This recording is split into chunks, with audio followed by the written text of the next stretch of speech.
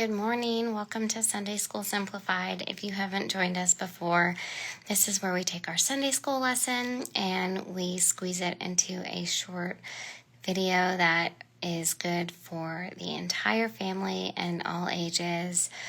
We have been following a theme this month called Our Money Story, and this week is centered around the word reimagine.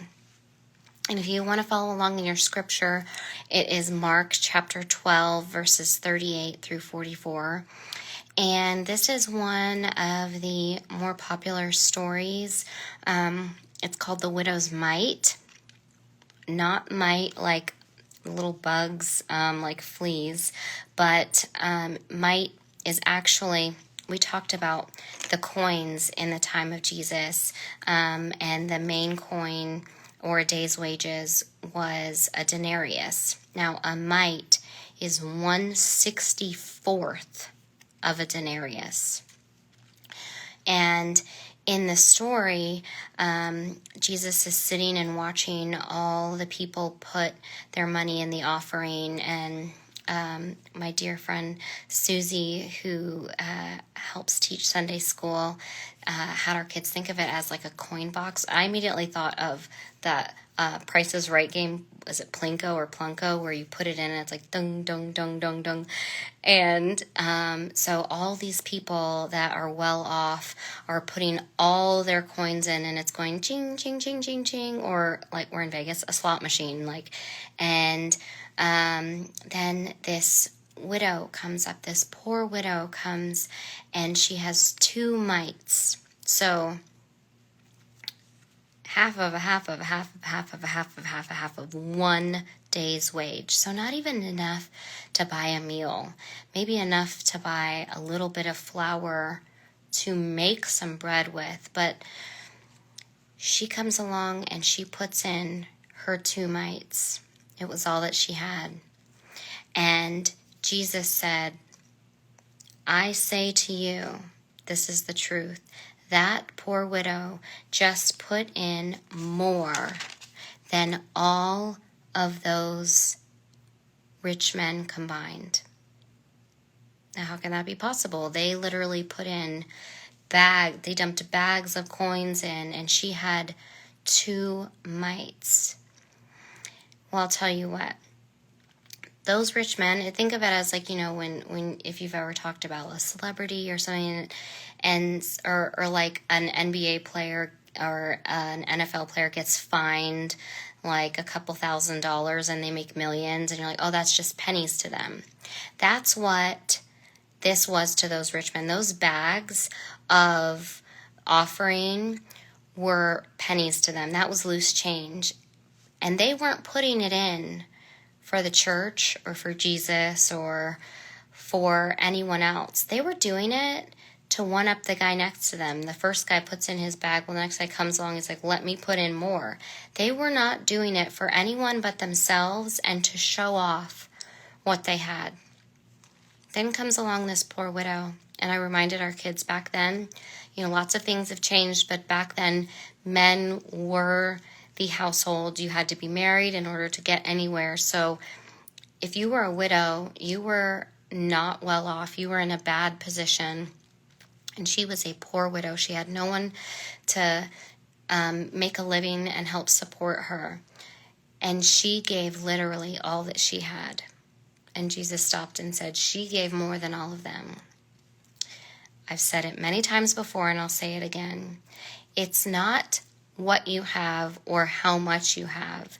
It is what you do with what you have. And she put in her last 2 mites, 1/64th of a denarius, all that she had.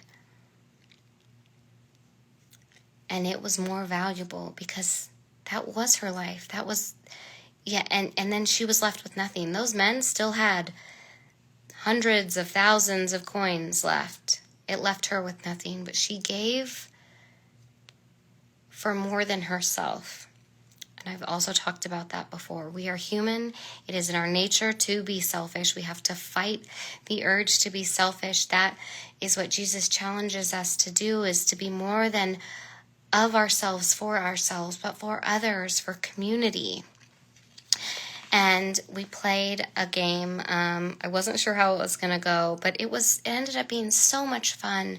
And I had lots of coins, and I told the kids that we were starting in a new town, and this was our town, and we started with nothing. I went around and I was asking the kids what would their profession be in this town, and that didn't equate what their earnings were going to be. I was just, passing the time, and it was so fun. And as they were telling me what they were going to be, I was giving them money, and all the coins had a certain value.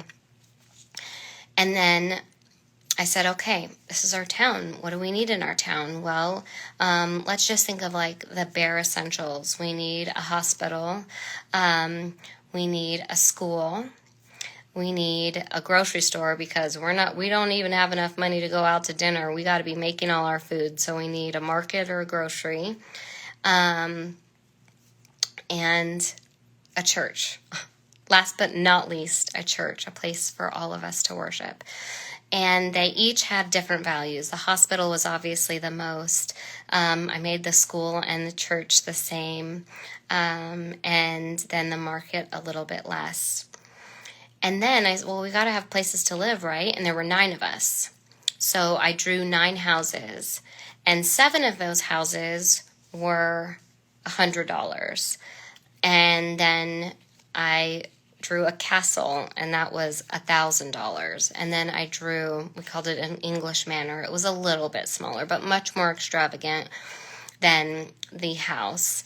So it was $500. And I purposely made it so that some of the kids didn't even have enough money for a house. And then other kids had enough money for a house, not only a house, they could have afforded the larger dwellings. But then just a little bit left over. None of us had enough for shelter and to fund our entire town and the necessary buildings that we needed.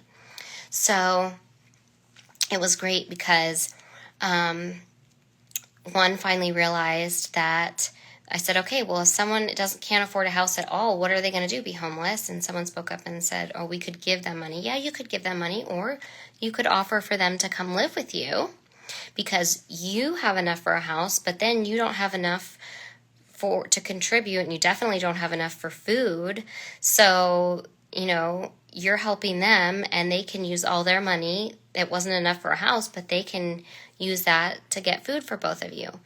Are you getting the point? We all had to work together. And the best lesson actually came because then someone had so much money where they were like, I'm gonna buy my house, but then I'm going to fund the entire church.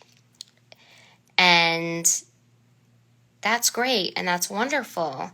But then she didn't have a ton left over for anything else. And then that let everybody else have all this extra money, and everything was almost funded. And Miss Susie stopped and said, well, wait a minute. We got a budget, see now, because she hadn't given yet. So she was actually the one that offered for one of the kids to live with her, but then she was budgeting $100 to the hospital and $50 to the school and $50 more to the church. And it was perfect. Like, it couldn't have gone better, because then it got them to see that, yeah, someone could come along and foot the bill for almost everything, but then everybody else would have all this money and they wouldn't be able to contribute. But if we all worked together and all gave a little bit to each cause, everything was funded, everyone had a place to live, and everyone had not only money left over for food and puppies, but for then offering additional help to those in need. It makes me emotional because it was beautiful. It could not have gone more perfect. And it surprised even me. And that's the greatest thing about these lessons is when you are teaching others to love Jesus, it actually teaches you something. And that's not a coincidence. That's Jesus right there.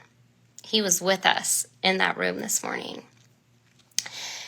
And like I said, the word is imagine for this week.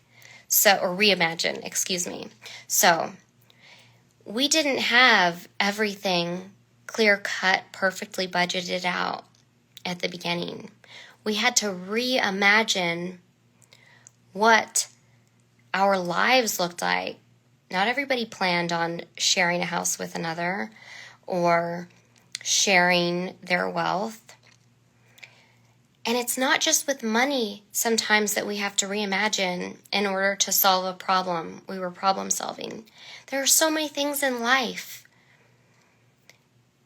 that might not go the way we plan or might not turn out the way we want. So we have to reimagine how we feel about it, what we're going to do about it.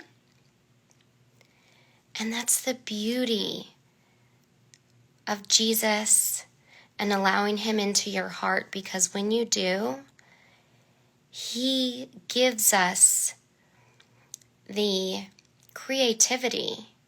I saw it in that room. He inspired us to be creative and reimagine the life that we thought we had all planned out into a better one. And it was amazing. That's Sunday School Simplified. I hope everyone has a great and safe week.